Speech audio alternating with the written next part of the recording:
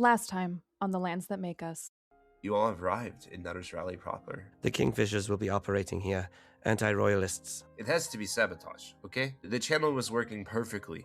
We sent in workers and guards, and they have not yet returned safely. You see a very tall Pelican Airkirkin man. Parola, the talent manager. Nice to meet you. With a flourish, he pulls a ticket and hands it to you. She'll take it. There has been those break-ins at the vault that's got everyone worried. The etheric relics. People at the academy won't tell everyone which ones went missing. And if you ask me, I bet it was an inside job. She wants to partake of Slip again and try to experience another vision of Diana. You see her plainest day, Diana, cold to the touch. This does not feel like her. You see the tabby cat just clawing into you as you see in its mouth a petal as it soaks it against your blood. It would be safe to assume we are all targets of the fox, not friend. Trust no one and no creature.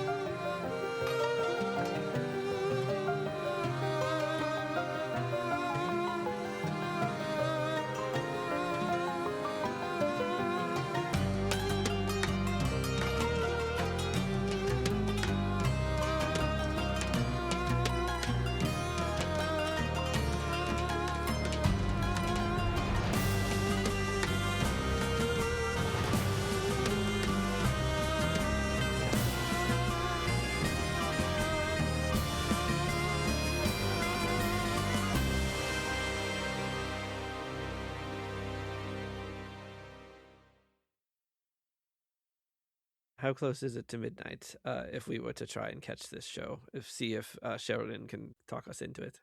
It's like 9:30. That's not late enough at all. If it's in the highest place in the city, it's going to take you a little while to get there. Like, you will have to leave probably immediately to catch the lifts needed to get all the way from the second, from the third to the second, from the second to the first. Like, it is quite a climb, especially when it's this heavy of rain. It's hard to operate the lift system. Like, they move a little slower fighting against the rain.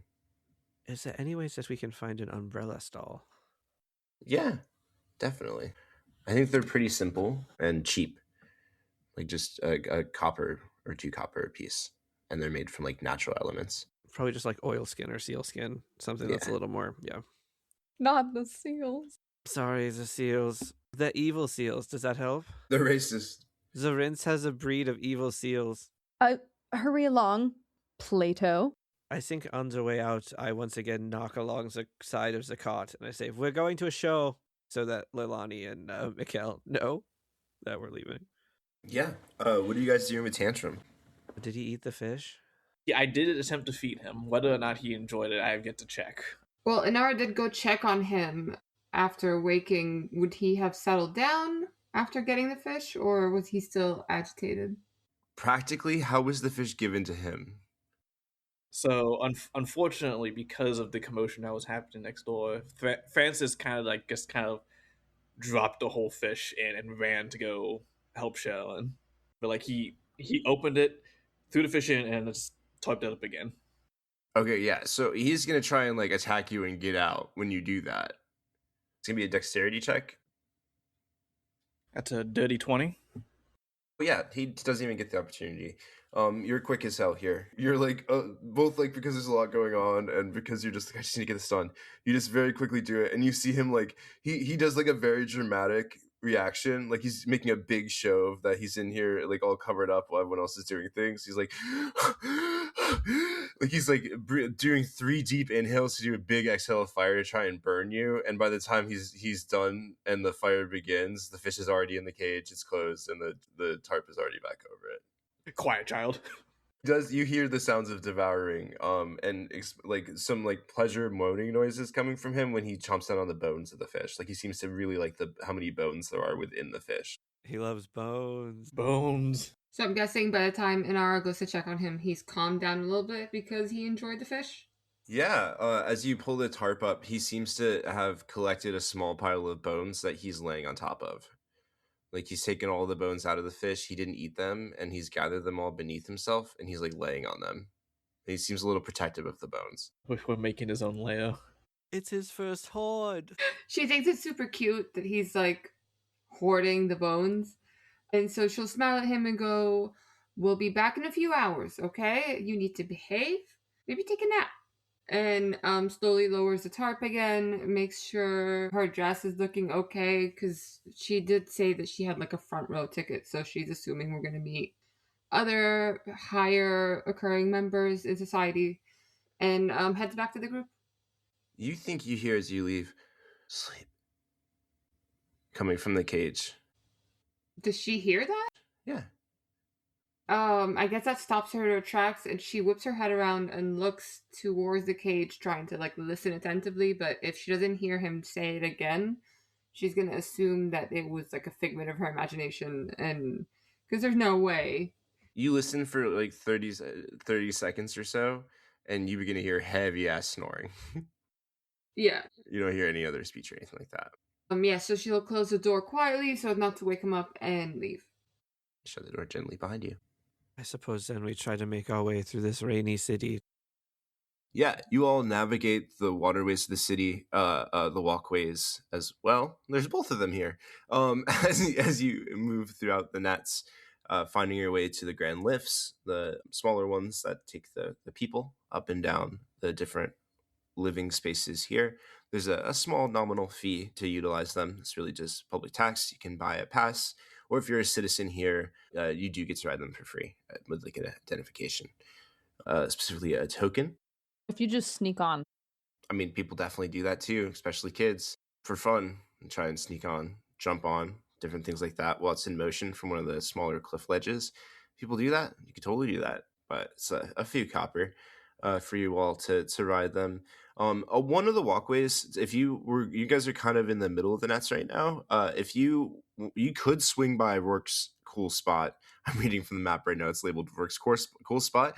Rourke's penthouse that is on the way to one of the grand lifts. I will say, looking at the top level as you guys are going up there, you can see there's like a large arena space more towards the right. The top is mostly these large buildings, just a series of these large singular buildings. For example, the academy, the town hall, the courthouse. They take up large amounts of space and fill this top layer, dedicating their importance to the people below. What's our pathway or approach here? It is much easier to navigate this space without the horse and cart. Like, you do feel that it is made to traverse through, even despite its seemingly mishmash of construction spaces of different living and businesses all kind of jammed together here. I would like to swing by Rourke's just to let him know where we set up and what our plans were. Otherwise, we'd be sort of leaving him hanging. Though I suppose I could try and reach out to him with a sending spell later. I would prefer to use that on a different communication. So long as it doesn't take us too out of our way or too much time, then I don't see any reason why we can't check on him and make sure he hasn't got up into any trouble. Sounds like a plan. Inara's totally planning on following Plato's lead here. This is his turf. Yes, to get through the people, just remember to move like a river. Sherrilyn's constantly running into people. Oh, sorry. Sorry. No, it's more like watch where you're going. Sherrilyn does not know how to city walk. Go ahead and roll me a survival check with advantage as the party helps you kind of navigate. Thank goodness that was with advantage, because the first one of it is 7. My second one with advantage was a 14. You quickly move through the nets and see the tall, pretty large birdhouse-like structure that Rourke claimed to be his, further towards the back of the nets here. And you spot it with ease, not wasting much time at all as you make your way through the city. The land underneath the birdhouse is kind of cleaned out, and it's a public, like, park-like space. There's some statuing and flowers, and you see kind of a small fence around this circular space. Inside that fence at present, as you all approach, you do see Rourke. His back against the base of the tree, his knee up, he is drinking from a bottle. As you all approach, the moonlight illuminates. He has a long cigarette in the left hand that is like mostly just completely burnt through, and this bottle in the right. And he kind of like stumbles up to you all as you approach. You see he is pretty badly beaten, a large black eye on the left eye. His face kind of a little bit cut up. He looks like he's been some sort of tumble. As he waves you all over, he kind of puts a finger to his mouth as he approaches your way. Or rather, trouble finds him. My jaw is really hurting. Good to see you all. It's not super easy to talk. Your beak? What happened to you? Eh, some friends I used to run with, some guys before I went bigger, they were house sitting for me. They broke into my safe. They forged their own deed, burned mine. Now I can't prove it's my house. Tried to fight them out of it, but there's like 6 of them. Well, it seems like quite a predicament, so nothing for us to see, I suppose. I suppose. I mean, Wait, hold on. He's done much to help us along our journey. This is the least we could do to help him back. His home has been taken. I'm going to appeal in the court system tomorrow. I was able to steal this like I'm bragging about taking from my own supply. As he looks up, his jaw like completely broken. Anyway, it is unfortunate, yes, but I can pursue it very legal means. I don't need you all to be my enforcers. He says kind of with like a look down, look up, like, please be my enforcers kind of look, but he's definitely saying out loud the opposite, but he's making it very clear with his expression. Inara will hold a hand up and cast Healing Word on his jaw. Oh, that is so much better. Thank you so much. I haven't my armor. And then she'll turn to Plato and go, how likely is it that he will regain his rights through your court system? I suppose that depends. Rourke, if you need us to speak on your behalf, we can act as witnesses, but I suppose that will be difficult against 6 that have forged the title. Did you have any other thing that proved your residence here, sort of established prior? None of them are even Eric Croker. It's a goddamn birdhouse. Like, what? he rests his head. No, I have nothing else that establishes my residence. I don't keep my documents as a practice because I am a drug smuggler, and I'm not home for long periods of time because I am a drug smuggler. That will be difficult to argue in court, I fear. That's a good point. Well, it's not like I have my own 6 strong friends. I only have 4 strong friends. So, nothing can be done. Sherrilyn doesn't even have her armor. Excuse me? That's what you said. You said you can't go be my friend and enforce for me. Not that I want you to do that. I would not want you to. They're very I strong. said neither Actually, of these things. Sherrilyn, I don't even want you to try it. The guys up there, they're so strong. They're so strong that I don't even know if you have a chance against them, honestly. Hand me my shield. Oh dear. He knows how to play her well. The second he's not looking at her, he's like, yes. Like, he's like celebrating. The sword belt's hanging a bit loose around her waist because it's more of an accessory than something that she was planning on using in this moment. But she unsheathes her sword and takes her shield in the other arm, and she goes and she kicks the door. I think we have to climb up first. Yes, so unfortunately, the door is up there, and they did lock it, and they also took my rope ladder, and my lift system is shut down. So it will be a climb sort of system. Do we want to help our dear friend, or do you wish to continue on our way to your play, Sherrilyn? Look, I said that I would help if it wasn't going to make us late. Help my dear friend. I agree. Whoever said that, I think we should help our dear friend, yeah. Can't you just fly us up there? I have learned a lot of skills in my life, but lifting amounts more than like 60 pounds is All right, not one of I'm them. going to hand you some rope, and then you will go up there and drop the rope for us, and we will Oh. climb up there. That's a good idea, yeah. And if this takes more than 10 minutes, I will be leaving. We can just intimidate the squatters and tell them not to come back. Well, I'm very intimidating. Drop the rope, Rourke. Okay, let me just Now, Rourke. get up to a standing position, like my bones aren't all broken and beaten. Hurry up, Rourke. Okay, hear all that cracking? Ugh! Hear all that cracking? It is difficult to ignore. Hearing all that cracking, Inara will say, well, I might have a different solution. And she pulls out a elixir of flight that she made at one point and holds it out to Sherrilyn. And she goes, maybe you can take the rope up instead. And that way you can get there faster? She takes the potion, or I may drink this and take care of what needs to be taken care of and then come back down directly. All right, that is what I will be doing. I uncork this potion and I drink it. Inara turns to look at Plato and Francis and goes, I think I made a mistake. Yes, I believe you have miscalculated her enthusiasm in this endeavor. How high up is the birdhouse? How high of a climb, like vertically, is it? 20 feet? Great. I would like to begin ascending 20 feet. Yeah, give me an athletics check. DC 10 with the rope. I would drink the potion. Oh, yeah, you just ascend. Yeah, you 10 feet around. It takes you 12 seconds, but you float up. Yeah. Like this is something out of Star Wars. Yeah, she just ascends straight up. Just Mary Poppins it, just whoop. Just directly. Now may I kick the door down? Yeah, you can certainly try. The dice shall decide. With a critical failure +2. Yeah, you very, very loudly slam your foot into the doorway here, and anyone who's inside is now definitely alert to your presence, awakened, ready to go. As it barely budges. It's pretty sturdy wood. I paid good money for the house. Thieves, you will vacate the premises immediately. Sherrilyn, how's it going up there?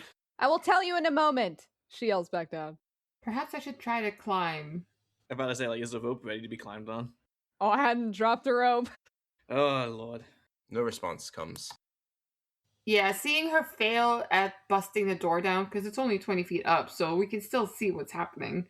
And I was going to attempt to, I guess, use her claws to climb up the side of the tree.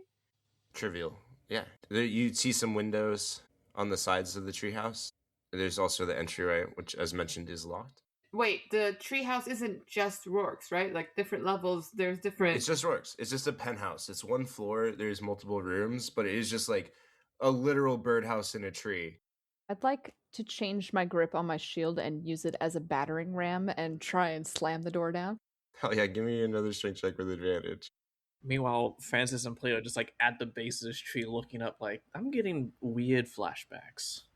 Ellie survived when we climbed up the waterfall, and she's actively terrorizing something up there.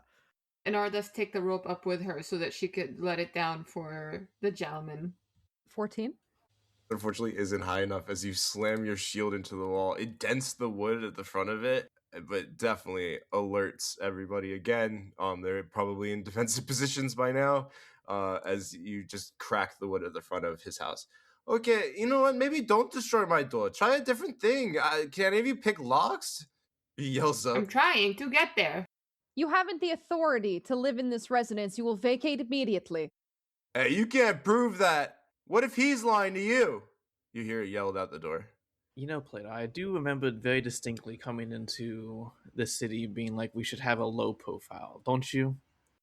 I do remember that, yes, but then she announced your wedding party at the gates, and now I'm just sort of hoping the general chaos of the nets covers for most of this, though things are escalating at a pace I had not expected. Are there windows? Yeah, there absolutely is. Great. Sherrilyn's going to go past the window with a torch in her hand so that hopefully they can see it, and lighter in the other. And she'll say, well, if you would like to stay in this residence and there is no proof that anyone lives here, then I hope you won't mind if I burn it to the ground. Hearing that, I'm guessing Inara's what, halfway up by now?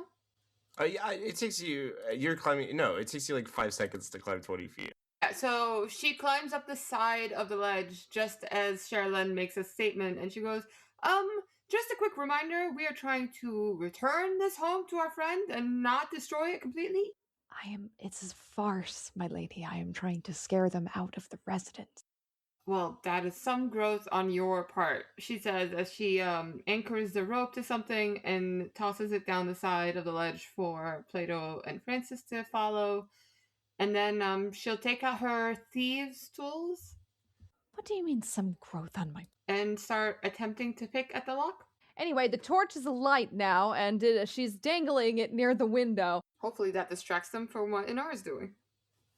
You can see through the window. They're pretty spread out. They spot you looking through the window, and this guy's just like staring you down. He's got this like large bat-looking thing, just a large wooden stick that he's just like pounding into one hand.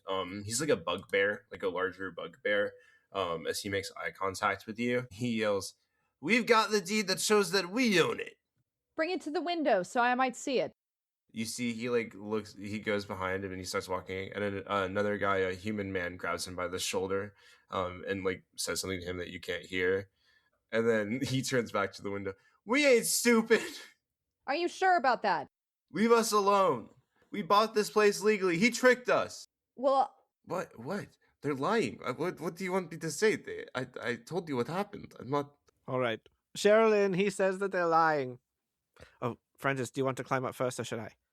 I think you should go up first, given history. without the appropriate paperwork, I cannot be sure. My lady, could you wave this around?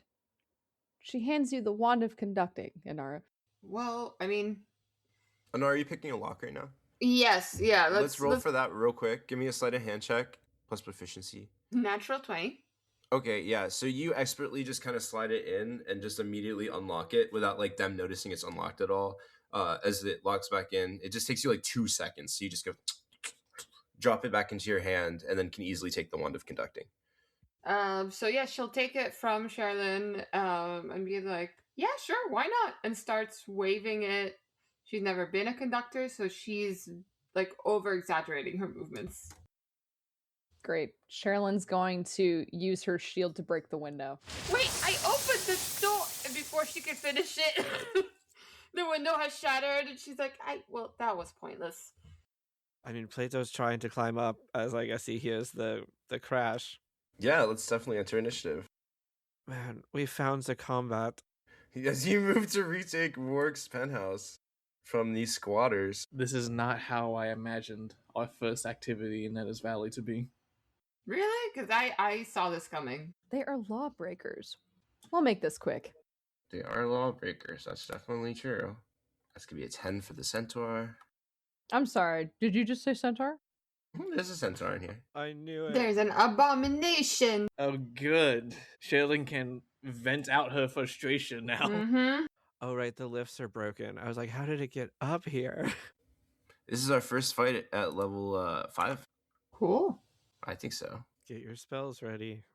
Those second attacks, hot and ready. Y'all got 2 attacks. Time for some good old-fashioned knuckle dragon combat. I will say, Sherrilyn, as we begin, you crash through this window. Roll me an athletics check real quick to see how that goes for you. See how it goes for me. All right. Critical failure +2. Okay, yeah, so it goes pretty bad. So here's what's gonna happen. Like this. Your body, you do smash through the glass. You hit it first with your shield, and it kind of like doesn't break on impact, but then the rest of the momentum of your entire body, like behind it, just breaks through the fucking glass, and you just have glass shards throughout your whole body. Like you thought you were gonna break it out safely, but you really only broke out the middle part with the shield, as your entire body, like cartoon, like smashes through this very sturdy glass. You're going to take just 3 points of slashing damage as the glass cuts into you. Some of it's still like stuck in you though, as you break into it here. Nothing I can't handle. With that, as you guys all start, the man who appears to be the leader, at least giving orders around here, stares you down, Sherrilyn. You see he looks pretty badly hurt too. He's got a black eye as well. He is going to throw 2 daggers at you as you emerge. Shouldn't be too difficult for him, as I'm not currently wearing my armor. All right. One of them is definitely going to miss, and then the other one is a 24. Yes, well, my AC is currently 12, so. Okay, that is going to be 4 plus 3. That's going to be 8 points of piercing damage. He missed with his second dagger. Another one goes right past you and out the window. And probably falls down to the ground very far below. That brings us to the bat-wielding man that you were about to heroically kick down before the window became a big obstacle, and you kind of just like came in. He's going to come and try and hit you with his bat as hard as he can. I raise my shield in my defense. You raise your shield in your defense. Oh shit. That's a 19 plus 3 for 22. Damn this dress! That is going to be 1d. That's going to be 6 points of bludgeoning damage as he hits you with the bat. He just gets the 1 attack. Sherrilyn, that's your go. The skirt gets caught on the window frame as she's trying to get in. It's like ripping on the glass. The form of this weapon changes at my will, right? Yeah. All right. It's a hilt, really. Yeah, it looks as she reaches down and pulls it. She drops the torch. Obviously, this is useless at this point. Hopefully nothing's flammable. She drops the torch at this point. She reaches down and pulls the ethereal weapon from inside of her boot, and it looks like a knife. But as it comes into her hand, the blade extends and becomes a long sword instead. She's going to attempt to non-lethally strike this man with the bat twice. Hell yeah. Roll me to hit. Okay, a 26 on the first one. That's more like it. That definitely hits. And a 22 on the second. That definitely hits. All right. Now we are talking. That's going to be 15 slashing damage total. Yeah. Sherrilyn, how do you want to do this? She goes in for a quick 1-2 on him and knocks him over the head with the pommel of the sword, sending him crumbling down onto the ground. You specifically aim towards the ground because he's so close to that open window. Sounds good. Yeah, you down him in a 1-2 combo. He's unconscious. She steps inside somewhat ungracefully and tosses her hair over her shoulder. Who's next? Get her! She's going to use her bonus action to cast Shield of Faith on herself. Good call. Hell of a turn. That is your go. All right, that brings us to Inara. Okay, well, seeing everyone turn away from them, let's see. Then yeah, she'll definitely cast Firebolt. She's had the best luck with that. And aim it at the guy in the middle in front of the three that are in front of her. So that's a dirty 20 to hit. That definitely hits. 11 points of fire damage. Hell yeah. As you see his clothes begin to singe and burn into his flesh, he kind of like very quickly rubs it out. Who are you? As he looks at you climb the ladder and emerge from nowhere. Friends of the actual owner of this home. You know he's like a trash conman drug smuggler, right? You're one to talk. Anything else in your go? No, she's gonna stay like a safe distance from them because I'm assuming everyone's bigger than her. Yeah, pretty big boys in here. In fact, maybe the most unifying factor of the different men in this room is that they're all big boys. Yeah, no, I'm gonna maintain a nice safe distance and just hurl shit at them. Big boy battle at the Birdhouse. Hell yeah, that brings us to this furball in the back. I will say, Sherrilyn, you note as he approaches you, his mouth is incredibly dry and his body like looks dehydrated and shaken as he's definitely gotten into Rourke's slip supply here in the back. He approaches you a little bit shakily. He's going to run at you, moving 30 feet. Sir, we need that. You see him take a deep breath in front of you, this furball, and then he reaches both his arms out like pretty far and then slams his hands together and nothing happens for a second, and he kind of looks around and then a loud sound of thunder appears behind him and you feel a wave of force course from him towards you, and I need a Constitution saving throw as he casts Thunder Wave to shove you out this window at second level. Dirty 20. Hell yeah. You are going to succeed and you are not pushed. With that, you're going to take half damage, which is half of 3d8 here. That's a 3 and a 1 on my first two, and then into 6. So 3, 1, 6 is 10, half to 5 thunder damage. As everything around you, all the like things on the shelf next to the window and stuff, just goes flying out of Rourke's house. You hear him yell from a distance, "Hey!" She grips onto the windowsill, her hand getting scratched a bit where the broken glass is as she maintains the steady stance. That brings us to the centaur, who is also going to charge at you, Sherrilyn. You see a large, masculine centaur man, ripped, shirtless, also very dehydrated, mouth incredibly dry. So another abomination. As he charges at you, he is going to take 2 attacks at you. One with his hooves, as he is going to attempt to just jam his hooves into you. He's not even attempting to push you. He's just hitting you as hard as he can with his hooves.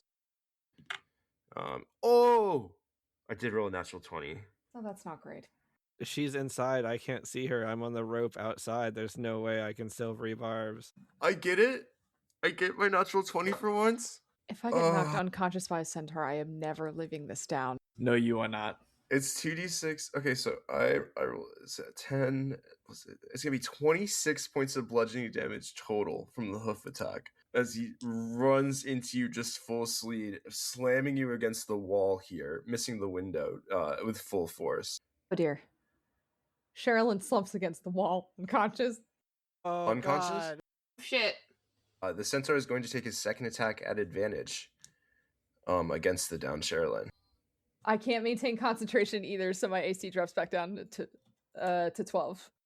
As a reaction, can Inara prepare Featherfall?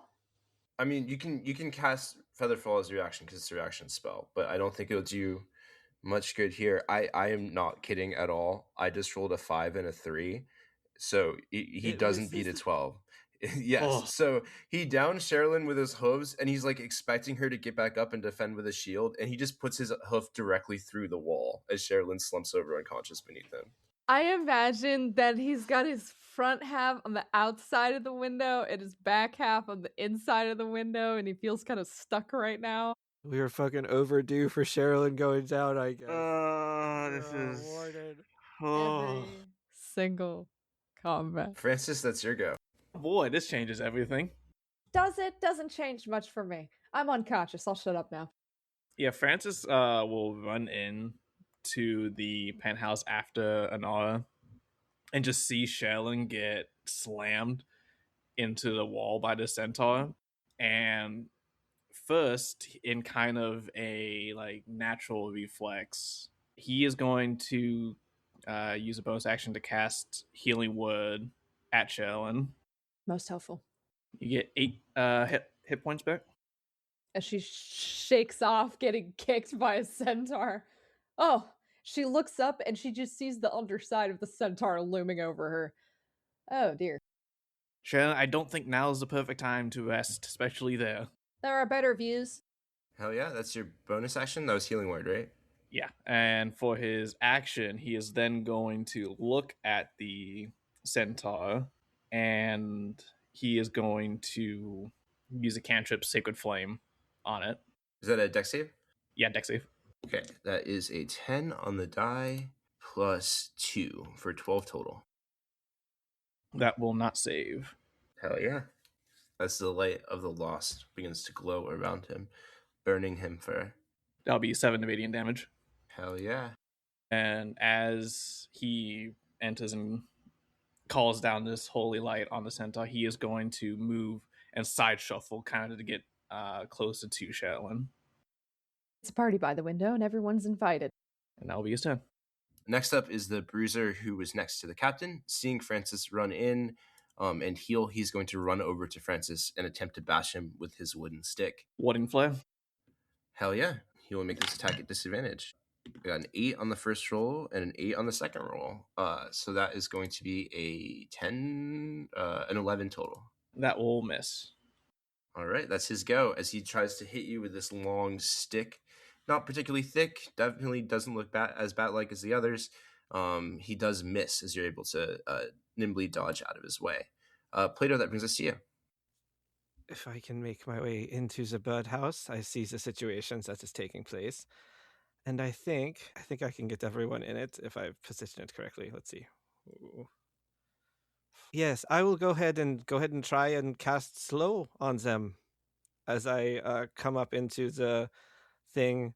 You see he looks down at his arm. You see there's a viscousness that flows sort of through it, a strange inky sort of viscous phlegm within it, and he holds his hand out sort of palm up, and these tendrils erupt from his hand that you see sort of wiggling through reality. They sort of like inky, oily spaces in reality.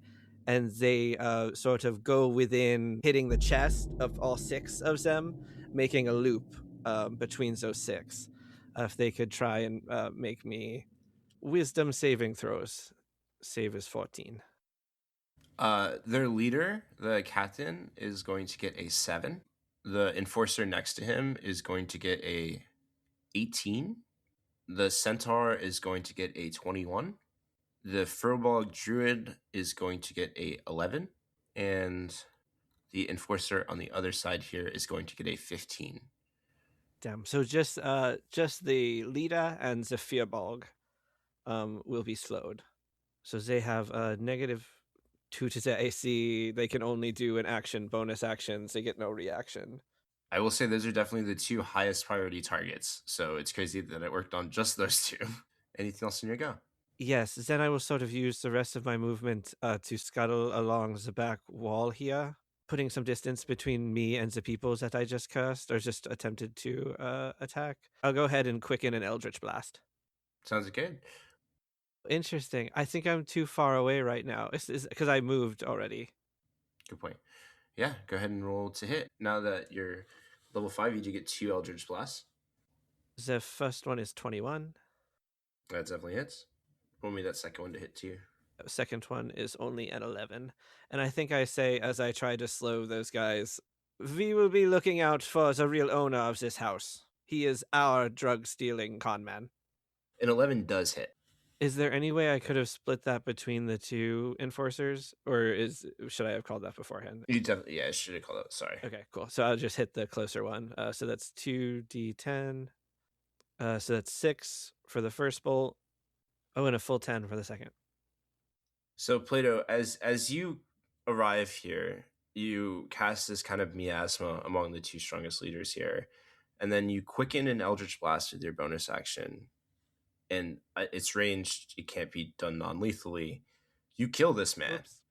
What does that look like as you Eldritch Blast through him? I think it's like just parts of him, like the Eldritch Blast hits the sides and parts of him are just eaten away at. And Plato looks down at his arm, just sort of really angry. All right.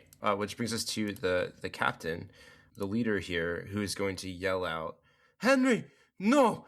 And he charges you, Plato. He's like, "Hey, hey!" moving in slow motion as he brings down his scimitar as hard as he can against you. That is going to be a 16 plus 5 for 21 total. Of course, that hits. That's going to be a 2 on the die plus 3 for 5 points of slashing damage total. He only gets a single attack. That's so crazy. Slow is actually a great spell. But go ahead and roll me that con save to maintain concentration on slow.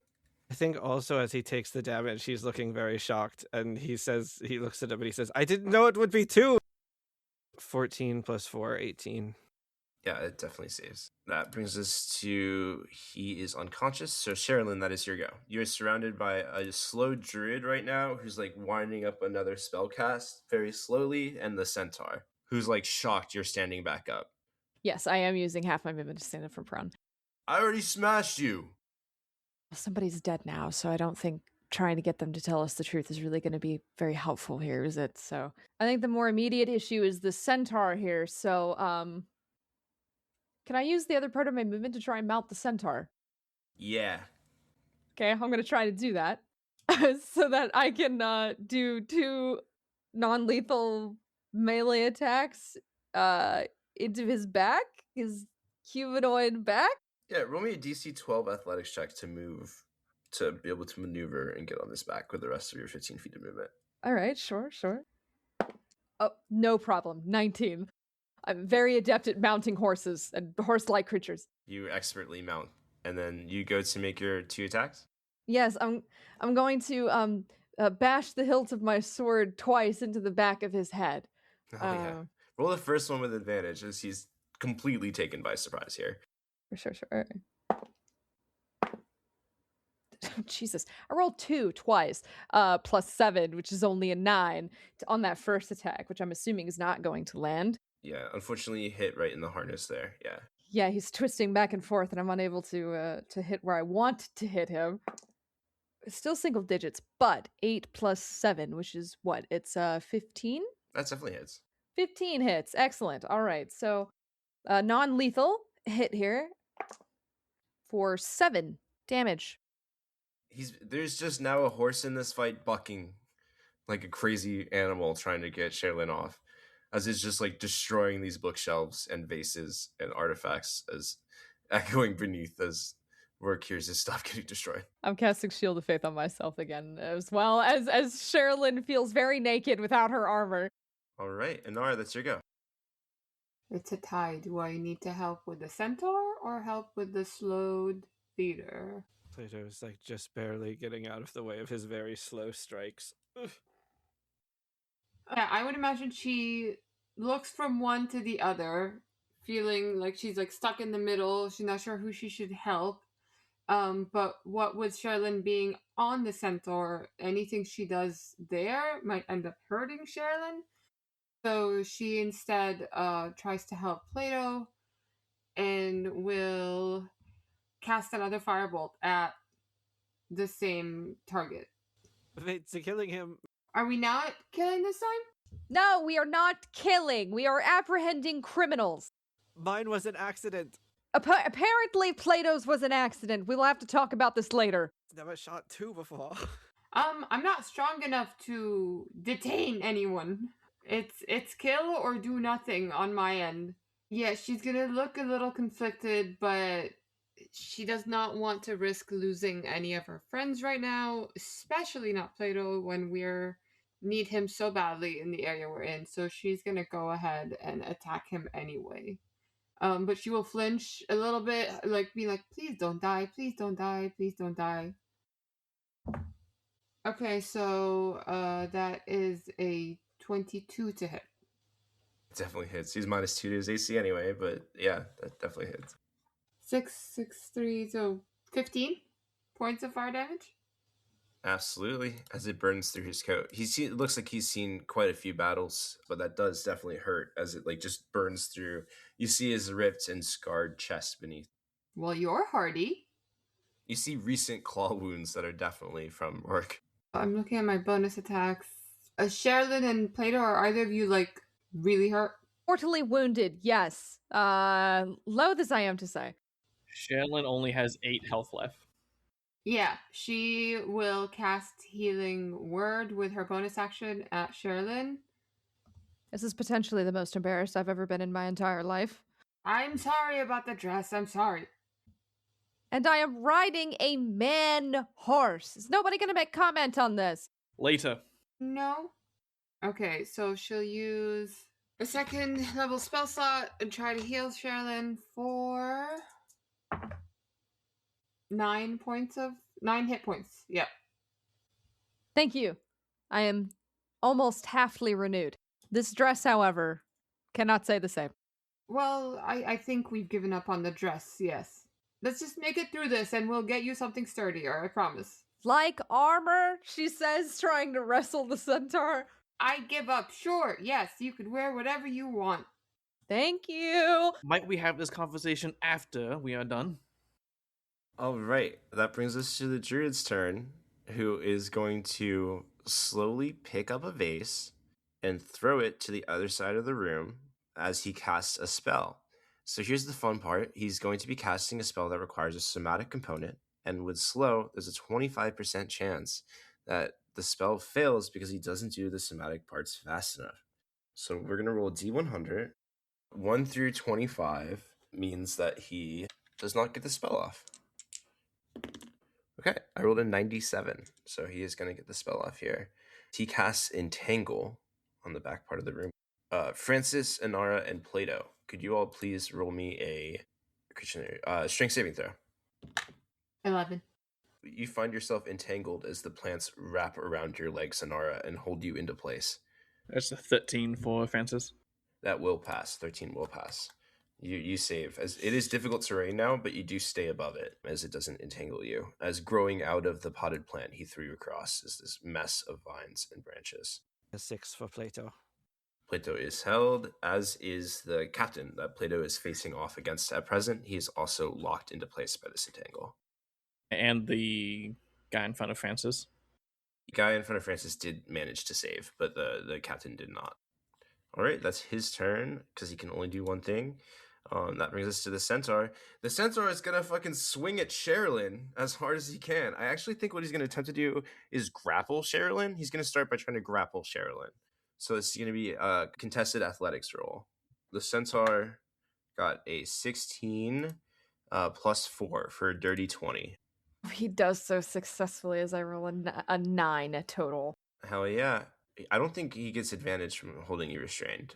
I think but he can still attack you. So I think after using his first attack to try and hold you restrained, he's going to take his second attack to straight roll, try and use his hooves. That's going to be a 13 plus 6 for a 19 total.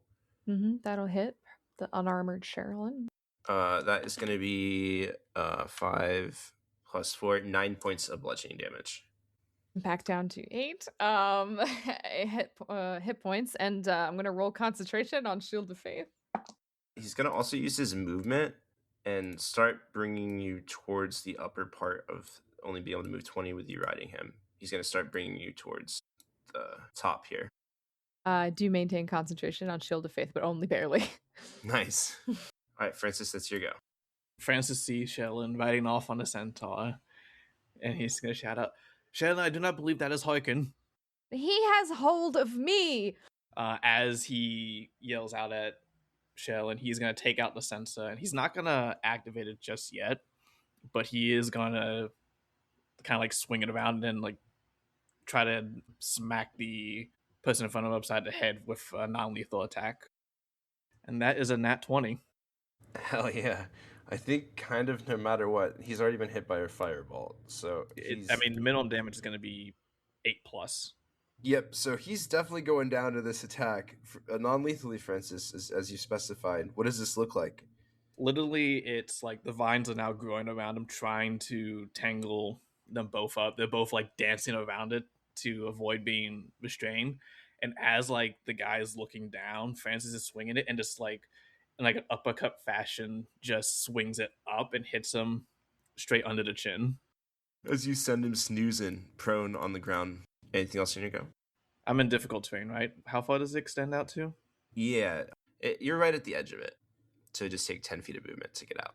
So yeah, Francis is gonna get out of the vines and then start heading towards the druid, still twirling his censer beside him. Oh no! The druid says as he sees you coming.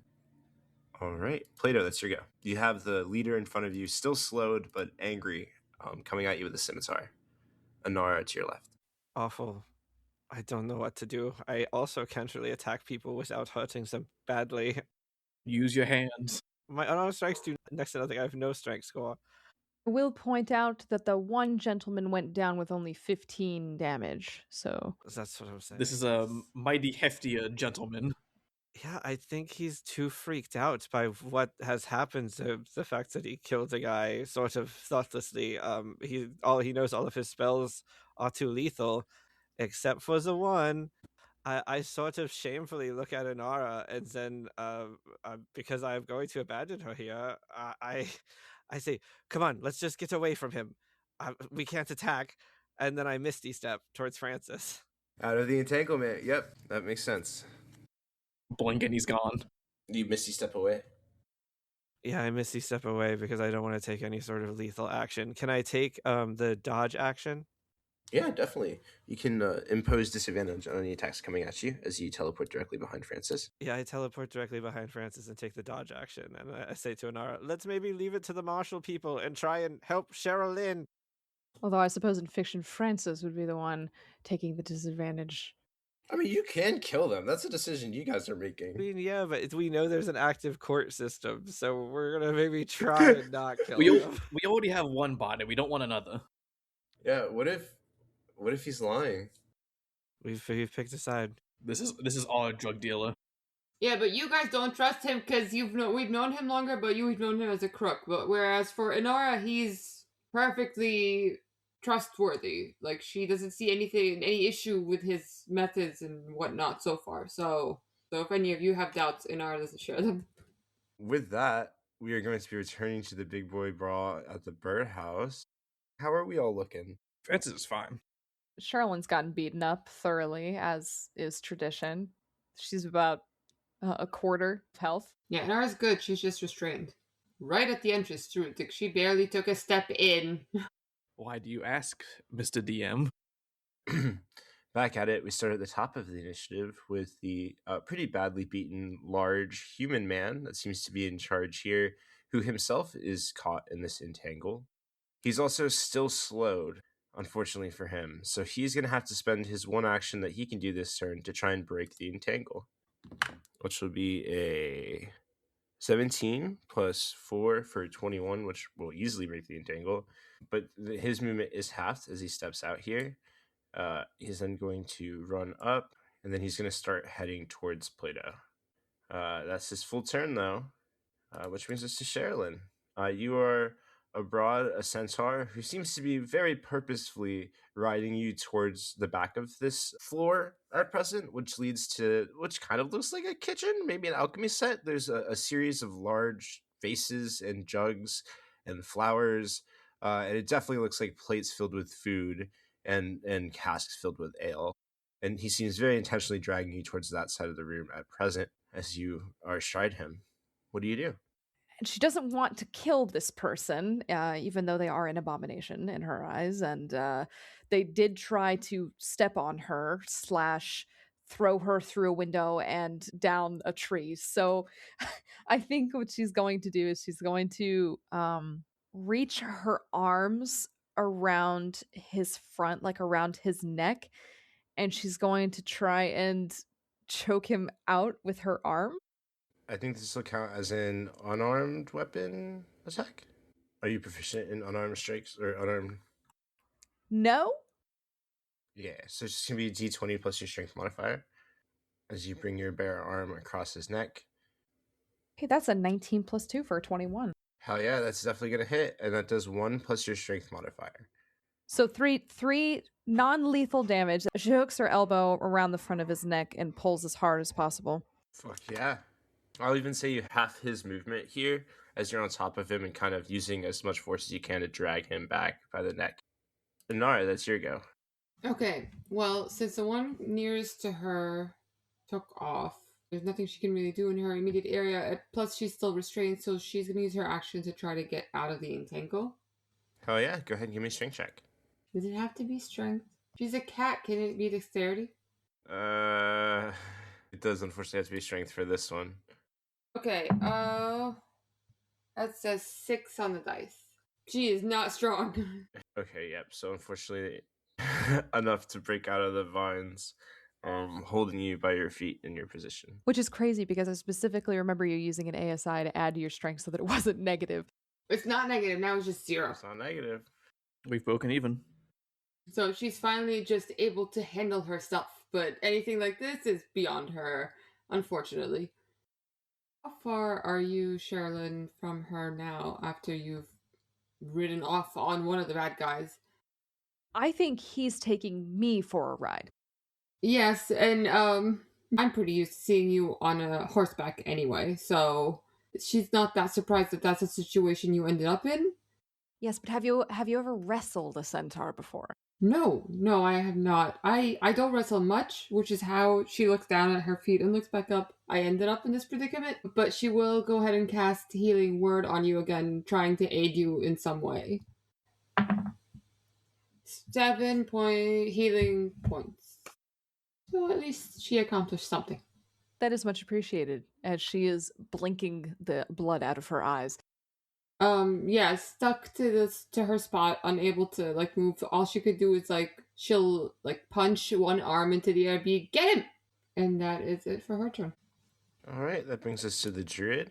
The leader here turns to the druid as he's about to take his turn. You see him raise his arms, a quarterstaff within them, as he's about to charge Francis. You hear the leader say, "No, wait, Oily Keith, use the thing you bought." He kind of yells back, "It was so expensive. Just do it. We're gonna die here." No, Oily Keith. No. Save your money. We are not trying to kill you. Please stop. Why are you oily? Oily Keith pulls out a piece of parchment out of his backpack, and Oily Keith is going to cast a spell. And you all see, as the storm continuing outside, the thunder, the rain begins to coalesce and move forward, joining together and flowing through the window now, completely ignoring the rules of gravity and rainfall as they begin to very, very quickly gather and form a being, a water elemental. as he takes this scroll and summons a water elemental out of this rainstorm to help protect them. It forms as all the water forms together. It doesn't have eyes, but you can see as it kind of like takes in the scene, looking towards its new commander as it gives an order to defend him. And it's going to join initiative. Boy, another big guy. Do you think you can handle this one, Plato? I do know about water. I'm gonna make you my arm. Right, well, barring that, I'll leave him to you. That brings us to the centaur. He is going to use his action to dash, dragging Sherrilyn kind of around his neck now at this point. Sherrilyn almost falls off at one point, like restraining herself as she chokes his very, very thick human neck out. He is dragging her towards this massive glass vial. And Sherrilyn, you can put the pieces together here as you see him charging towards the biggest vase in the room. He definitely tends to smash you through it. Given 6 more seconds, he will smash you through it. But that is the end of his turn, as that brings us to Francis. Sherrilyn, do you still have your Shield of Faith up? Yes, I do. For the moment. Seeing Sherrilyn get rode off into the sunset unwillingly with the centaur, and with the water elemental now beside him, Francis first is going to look over at Sherrilyn and quickly cast Shield of Faith on her as well. Do they stack? 2 separate gods? I don't see why not. An interesting line to draw there. The spell itself doesn't have anything saying it can't stack. Yeah, and I think one being a cleric, one being a paladin. The distinction of gods, I think, is an excellent one. The idea that like 2 clerics of the lost couldn't stack it, but 2 interpreters of different gods, divine powers could stack it. I think that's a fun limit. I now feel as protected in these shields of energy as I did when I was wearing my armor. Hell yeah. Let's see if it helps with the vase smashing. Once he casts Shield of Faith on Sherrilyn, he is then going to turn his attention not to the water elemental beside him, but to the man now known as Oily in front of him. Oily Keith looks nervous as you turn to him. Just completely ignoring the water elemental as he continues to twirl the sensor, and like last time, he's going to uppercut it for non-lethal damage. Hell yeah, roll to hit. That'll be a 17. That definitely hits. Oily Keith's wearing very oily leather. Makes sense. He must be very slippery. I do not want to find out. That'll be 9 damage on the die. You hit into him. You immediately kind of break his jaw apart here as it kind of comes undone. Ah! He spits one of his teeth out on the floor, kind of pulls his quarterstaff up to block better, higher, near his face. We do not wish to cause you any more harm, but if you continue down this path, we will be forced to continue on. Give me a persuasion check against Oily Keith. 13. Good to know. Good to know. All right, Plato, that is your turn. A newly formed water elemental, formed from the clean rains of Netter's Rally, has stormed its way into reality next to you here. To your north, you've got Oily Keith coming charging at you at the full speed as a large human man can muster, is the leader here as well. From your right, he is mid-charging towards you. What would you like to do? So mid-charging towards me, I do not like. I just have to make sure that everything is the right distance apart so that I do not hurt Francis.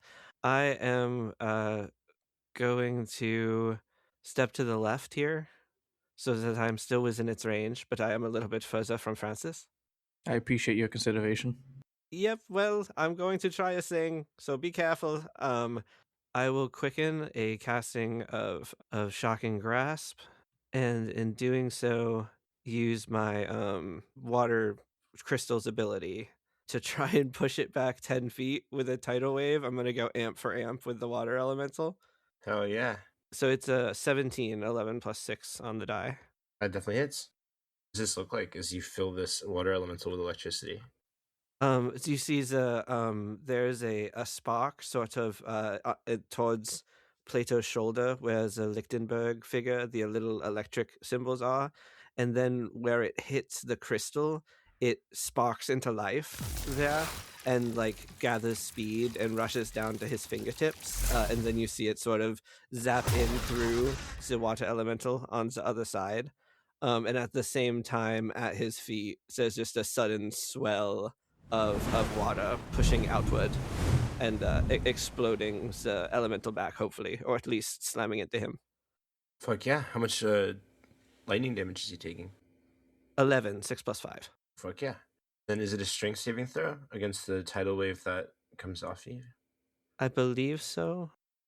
Each creature of your choice that you can see in the area takes 2d6 cold damage in that 10-foot radius and must succeed on a strength saving throw against your spell save DC or be pushed 10 feet. So first it does take the 2d6 cold. As this cold wave of water mixes with this warmer rainwater, freshly poured, you watch as parts of the elemental freeze over completely. As it takes this cold damage, you think it cannot move nearly as quickly as it could have before, as you freeze part of it. Excellent. And then it will have to make a strength You save. got a 23. I rolled a 19 plus 4. It will stay there, though it will now be colder. So that was my bonus action, and I used the sing on my bonus action. So then I will now use my action to cast a leveled spell. I cast Arms of Hadar within the 10-foot radius of me. And instead of like the tentacles, we see like from the water that has settled at his feet, these kind of like spikes of focused darkness and sort of like a metallic sheen, like these etheric spikes come up from the ground sort of at different angles, trying to hit the target. Yeah, that's a con save? No, that's another strength saving throw, which I realize now. But hey, go ahead and try. Okay, I got an 8 on the die, plus 4 for 12 total. So that one will fail. Yeah, so it will take two more d6 necrotic, and I've double stacked that it can't take reactions, so I'm going to run from it. That will be 9 more damage. And then I am going to... I think I moved 10 here to get into position, so I will move around the water elemental and sort of head away from this guy charging me. And see if I can get on the other side of Francis. The druid can still attack me. Can't get out of his range, I don't quite think. But I'm away from the guy charging me, which was my main concern. And I've cast about 3 spells, and I'm tired, so that's going to be the end of my turn. Oh yeah, that brings us to the man in charge here, who was charging Plato, but Plato now definitely moves out of position. You see his head move in like slow motion as he was looking at where Plato was. He looks kind of confused for a moment, and then he catches up and sees Plato has moved fully. So he is going to be charging Francis here. He only gets 1 melee attack. It is going to be an advantage because he is technically flanking with the water elemental. I'm warding a reaction warden flare. Hell yes, it's going to be a disadvantage. As you very casually, you're like making direct eye contact one-on-one with the druid.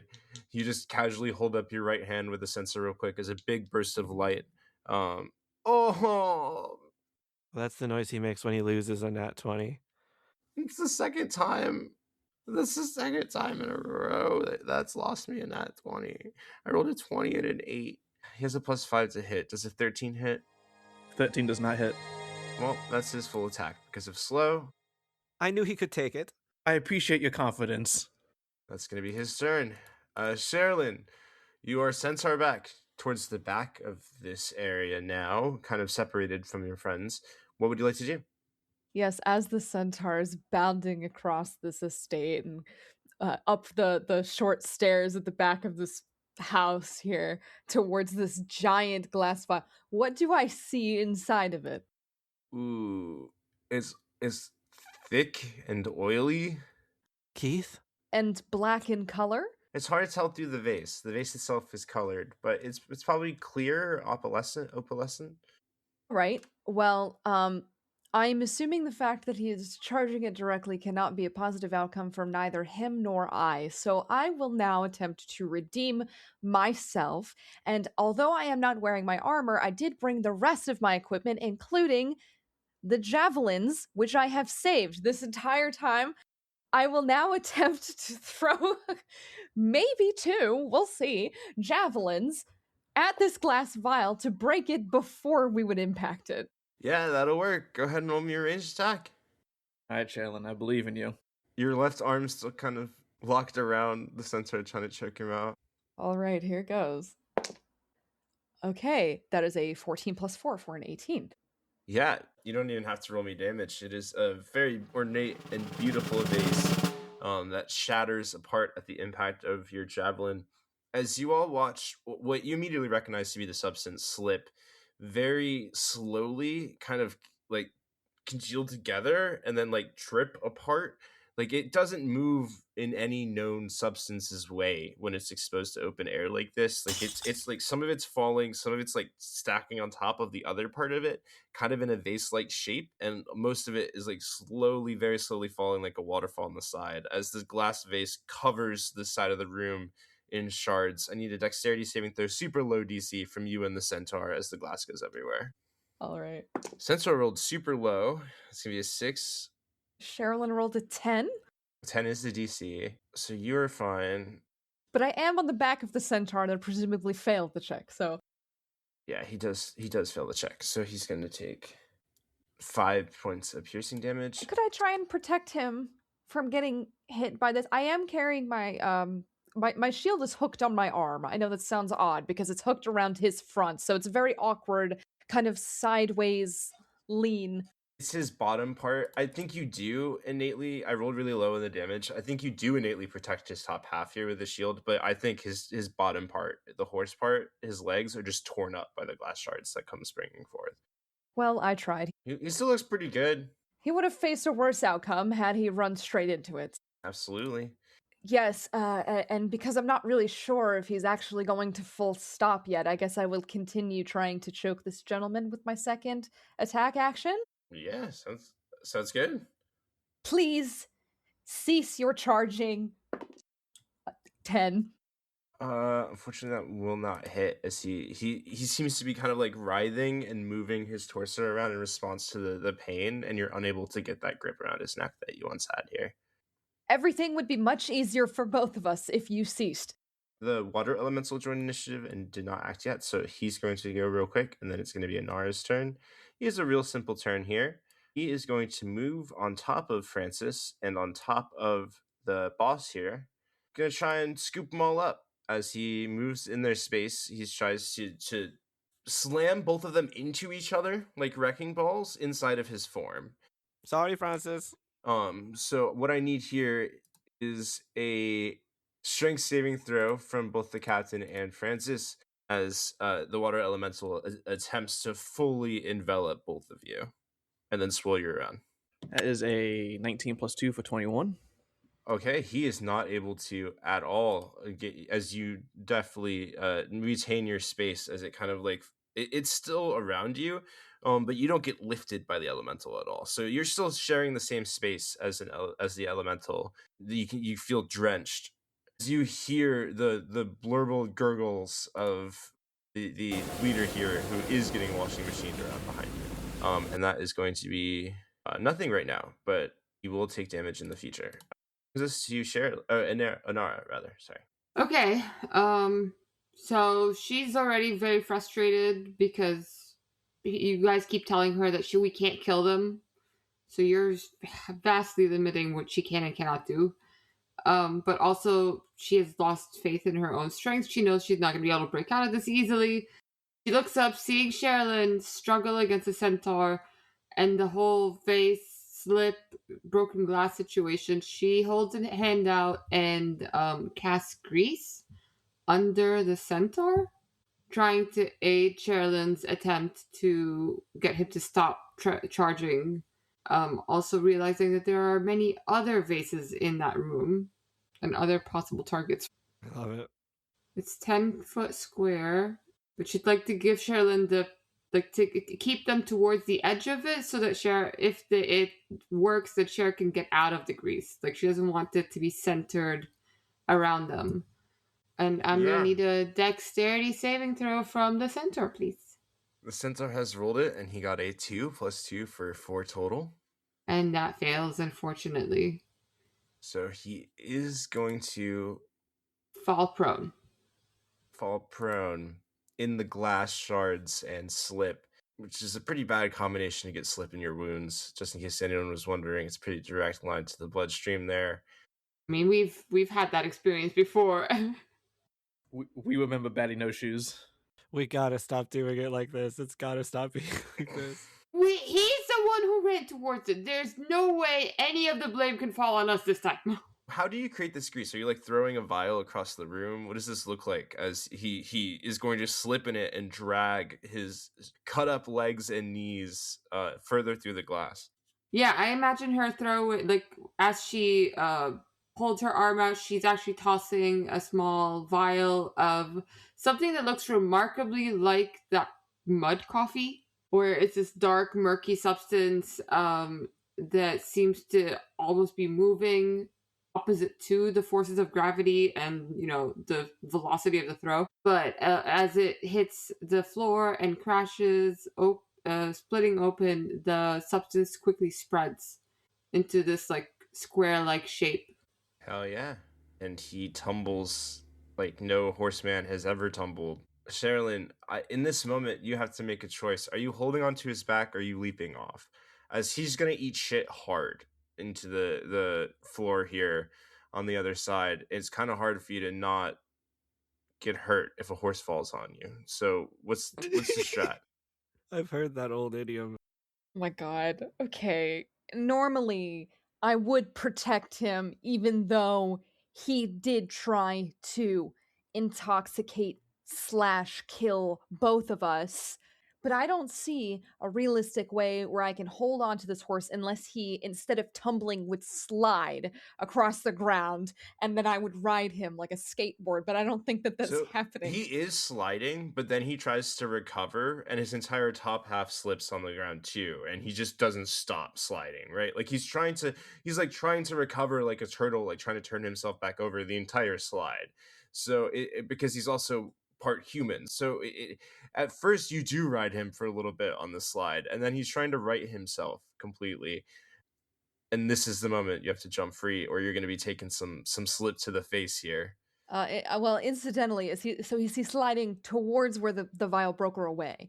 Towards. Towards. All right.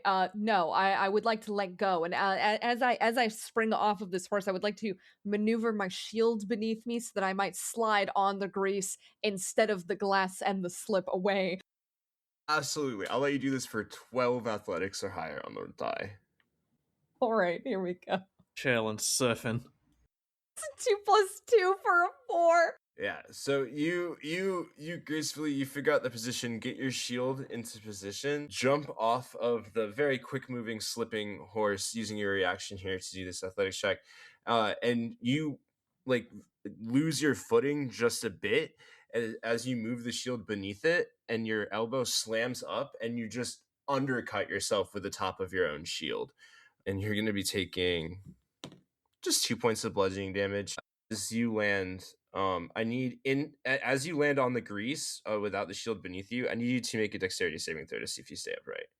All right. Well, firstly, I do maintain concentration on Shield of Faith, and then a dexterity saving throw. I rolled an 11. Yeah, so no problem. You stay upright here. This isn't the original effect of the grease. It's just the difficult terrain. You're able to stabilize yourself here. Yes, as she's tumbling, she's like, "Oh shit!" You rung your own bell a little bit as you rub your chin. It's still Inara's turn. Inara, any bonus action or movement? You're still entangled. Yeah, I'm still entangled and I cannot use my bonus action to get out. Unfortunately, I'm very limited in bonus actions. She kind of holds her breath as she sees Sherrilyn almost tumble with the horse, the centaur, and then she jumps off. Inara has faith that she can make it because she has so much experience with horses, and then she hits herself in the face with a shield, so now she's doubtful again. So I think that the roller coaster of emotions that she went through distract her that she doesn't really do anything else with her turn. Oh yeah. Plato, this druid, all the way out of spells, all out of scrolls that he bought that day. He looks at his weapon, thinking how he could turn into a shillelagh if he wasn't slowed. So he's instead going to just swing the less effective quarterstaff across your body to try to hit you and stop this slow effect. It's going to be a 15 on the die. A 15 will still hit. Hell yeah. It's going to be 4 points of bludgeoning damage. Ouch. Oh, oily Keith, that hurt. Come on. We just need you to leave the house. You can take the water elemental with you. Wait, a persuasion check. He does genuinely seem to be seriously considering this. Never mind the fact that the same person just killed one of their allies about 12 seconds ago. We'll look over that. You don't know Slippery Keith's relationship. Yeah, how much loyalty is between ne'er-do-wells? Only ne'er. 18 plus 3, 21. Okay, good to know. He looks at you, having just kind of hit you, and he's like, even after I struck you? He looks generally taken aback that even after hitting you, you're still like, we can work this out. There's like a trickle of blood down Plato's nose as he says this. That brings us to the Centaur's turn. Who's gonna roll con save here? Uh-oh. Yeah. Now there's a big drugged horse in the The birdhouse. Centaur is going to kind of lay down on the side here. And you hear him Is it about to rain? very gently go, Marie, Marie, Marie. He seems completely lost in Dear. whatever is happening to him as he's kind of writhes around a bit. Hold on, poor fellow. Francis, that's your go. So even though I'm sharing the space with this water elemental, it's just like basically around me at this point. Yeah, it's like you like keep moving out of the way as it like tries to get you as wet as possible. But yeah, it's like it fills the space that it's in, so you like are keep like dodging out of it as it tries to envelop you, unable for it to get you. But it is still occupying the same space. It just doesn't occupy the full space. Man, if only we weren't trying to be non-lethal, I could get a 3-foot here. But no, Francis instead, like as he's actively dodging the water elemental's attempts to take him in his watery grasp, he is again going to. This time, he's not gonna use his sensor because with the water elemental, he doesn't really care that whole much. There's no way of telling like how hurt it is it? The water elemental. It looks pretty healthy. It still looks like it's full form. Like the water inside of it is turning. The guy it's spinning around looks very hurt, but it still looks pretty healthy. And then Francis is going to take a sensor and kind of like earlier when he cast the same spell with it, he's going to cast inflict wounds through it and wrap it around the base of the water elemental. Fuck yeah. That's a roll to hit, right? 4 plus 7 for an 11. Unfortunately, an 11 will not hit. As you connect with this like portion of water pretty heavily, you're like sure you hit it. You realize it's like a big globule that has slowly fallen off of him. As the magic courses through it, it splits like into hundreds of pieces of droplets that get thrown against the wall as the impact from your attack hits, but does not connect with the base of the creature. Damn. And because does it still not have the reaction when Plato hit it? Yeah, it doesn't. I don't think it gets its reaction back yet. Yeah. In that case, Francis is going to backpedal away from it, kind of letting the leader deal with the whirlpool that he's in on his own. The druid also doesn't have reactions because of slow. And that will be Francis' turn. Heck yeah. Plato, that's your go. Right. How about time for something of a Hail Mary? It would be called something different here. Something like a warden witness. I don't know. As I am going to, I think I see that this man is being washing machined. I see that one is having a drug episode, and the other one seems to be maybe amenable to being friends with us. I don't want to kill any more men in Netta's rally. So I am going to, rather than keep my slow up, I'm going to use my turn to try and cast Calm Emotions, one of my psionic spells. I think within 20 feet sphere, I can get just the edge of everyone. So they have to make a charisma saving throw, and if they fail it, I can make them non-hostile to us, basically. Yeah, does this include the water elemental? Do you reach him? It says humanoid, so I'm guessing I can Yes. only... the water elemental, I'm guessing, is a no. Weirdly, the centaur also no, because they are fey. So it's gonna be, but you will definitely be able to use it on. I will say the centaur looks pretty calm. He looks like he's not physically occupying his body I at was all. seeing if maybe I could help him out, get through whatever it is he was getting through, and maybe earn a couple points that way. But if it's not possible, I'll just go for washing machine the guy and oily Keith here. Absolutely, they're both gonna roll. That is a 9 for Slippery Keith. Leader guy got a 16 total. Damn. So leader guy, though he is being washing machined, will pass, but Keith will fail that charisma check. So I can make Keith now permanently, well, not permanently, until we attack one, the other one, he'll be non-hostile to us. So now it's just leader guy being washing machined, I believe. And water elemental guy, yeah, this seems to be the To be fair, it's very hard to stay calm when you're in a whirlpool. very hard. This is, I used, you see, as Plato casts it, he goes up and wipes some of the blood from underneath his nose. And as he does, his glasses flare like in an anime. The light goes over them. And that is how it looks when he casts Calm Emotion. It's sort of a more psionic spell. Come on, Oily Keith. You don't have to do this. You're right. I don't. Clean Keith. We don't have to do this. You see as he looks towards the leader. Clean and oily. Who were the other three called? One was Henry. Maybe that's Horse Keith. Thought we agreed that they are not horses. That brings us to the leader of these men. I think his name is Vance. His turn, and he is being swished around on the insides of a water elemental, being made to hit the bench, the table, each physical thing that's here as the water elemental kind of swishes his whole body weight around. Hearing the order, recognizing himself to be Clean Keith, that they don't need to do this from the one who summoned him. The water elemental doesn't seem to even recognize him as a friend. I think he's going to take a defensive action this turn. He can't get himself out of here, but he can if someone helps him, as you see him with all of his strength force his hand out of the side of this water elemental, offering it to somebody to grab and bring him out of it. That's going to be his full turn, which brings us to the water elemental. At the start of the water elemental's turn, he is going to do 13 plus 4, 14, 15, 16, 17 points of bludgeoning damage as he slams him. Oh man, he looks very, very, very hurt as the water elemental actively just forces him up and down inside of itself, just kind of smashing him directly into the floor beneath, impacting fully, definitely causing some shaking to the whole house. And Rourke outside is like, what the fuck is happening out there?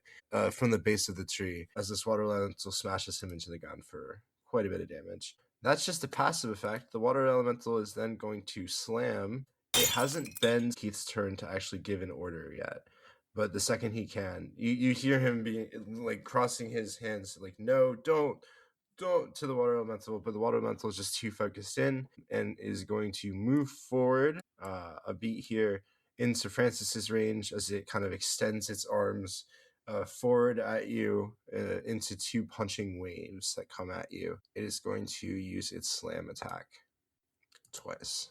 It's going to be a 21 and a 22. Both of those will hit. All right. It's going to be... Oh, shit. 14. It's going to be 18 points of bludgeoning damage from the first wave that knocks you into the side of the wall here. And then 12 points of bludgeoning damage in addition, as the second wave just kind of collapses you onto yourself, like full tumbles yourself. Your body hits your thigh, your head hits your thigh as your body kind of collapses, crumbles. So it was 12 plus 18. Ow. Clean Keith, no, that's Francis. I didn't know water could hurt so much. Sherrilyn, that brings us to you. He's now singing Maria's name. Maria. Does it at least seem like it's happy singing? Yeah. All right. I take it that I am prone. So it is difficult terrain, but you don't have to make the saving throw again. So you're not prone. You're currently still standing. You did stabilize yourself. You rolled an 11 on it earlier, and it wasn't the time it was cast. So, but there's just difficult terrain for pretty much just the 5 feet beneath you here. That'll cost you 10 feet of movement. All right. If a creature ends their turn in the grease area, though, they do have to make a saving throw or fall prone. Oh, I thought it was just on the first turn.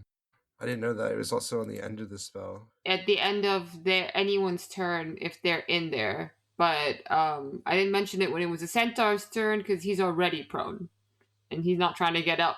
Point. So yeah, if you end your turn there, you would have to make another dexterity saving throw.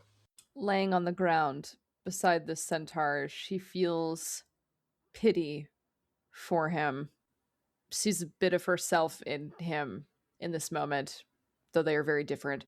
I believe the grease will make it easier to move this creature who is laying on his side and is like a horse. Can I try and grab his back legs and using the slipperiness of the grease try and pull him away from the slip so that he does not continuously absorb this substance? You can certainly try. Rob, what's the check to pull a greasy horse? Could you look in the Dungeon Master's guide for me? And it's gonna be a strength check. I'll even give you advantage with the grease, but it's gonna be a pretty hard strength check because he's a big boy. He's a big, heavy boy. Let me do some quick math to how much he weighs real quick. We're talking right around 1,700, 1,800 pounds. And I ethically cannot leave this gentleman here to continue absorbing a arguably poisonous substance. All right, with advantage, that will be a 13. Yeah, you drag this man a few feet further south, using the grease as a momentum. As you drag him across the glass shards that remain on the floor here, he's going to take just a little bit more piercing damage. It's going to be 4 points of piercing damage as the glass kind of opens new wounds. This is nothing. I'm sure he can barely feel it. Maria! He holds one high note at the end of a Maria, like the entire time you're pulling him forward. Can I also, as I'm assuming this was like my movement, can I lean down and just slap him on the face? Not hard, but like with the intention of trying to get his attention back into the physical space. Sure, you do it. Does nothing. He's not even in his body to receive the slapping. His eyes and in total tone while looking at you give you the note. Centaur Man's not here right now. Please leave a message. Damn it, man. I don't think there's much else Sherrilyn can do, and she's not planning on continuing to attack him. She feels badly for him, and things on the other side of the room seem to be somewhat resolved. She's not going to be able to make it there to take this poor gentleman's hand. I think she's going to spend the entirety of her turn trying to help this man ease back into consciousness. Maybe try and find water to splash on him or something. Sounds good. Inara, at the start of your turn, with a look and intent, the slippery Keith dismisses the vines beneath you, and you are no longer entangled. Oh, thank God. I thought I was going to die in there. oily Keith. Oily Keith. It's specifically not slippery Keith. He doesn't touch the stuff. She looks up at him and gives him like a curt nod of thanks. And looks up towards Sherrilyn to make sure that she's okay after that hard knock against her shield, but she sees her actively trying to pull a horseman that must be at least 4 times her size. So a lot of the guilt that she's been feeling about putting her in a dress and out of her armor has dispersed. So she's like, she's fine. She's fine. And she's going to start walking towards Francis and Plato to hopefully try to help them with the water elemental. Although even as she approaches, she's thinking to herself, I don't know that I can do anything against that. I think we're waiting for oily Keith to dismiss it, but he has to Hopefully. do it on his turn. So it's just been smashing. It's just been smashing Francis in the meantime. After it just took off a chunk of my health. Yeah, I think she's going to hold her action. She's just going to approach them. But seeing how oily Keith released her from the entangle, she's giving them the benefit of the doubt. So she will hold back her action and just approach the group. Sounds good. Oily Keith is going to say, all right, Clean Keith, you were a good servant, and you were definitely worth the 300 gold pieces. He bites his lip. Now leave. Get out of here. Rejoin the rain. Be done with your assault. Please drop my friend, Vance. That's going to be his turn. That's Oily Keith. The centaur goes completely silent. That's his turn. Francis, that's your go. The water elemental definitely seems intent on leaving through the window here. What would you like to do? Yes, that certainly was a good 300 gold piece well spent. And Francis is going to step backwards to kind of clear the path out the window for the water elemental. And then he is going to cast Cure Wounds on himself at first level. That's 5 health back for him. All right, Plato, that's your turn. How is Vance looking? Murderous, vengeful, nearly dead? What are we talking here? Nearly dead.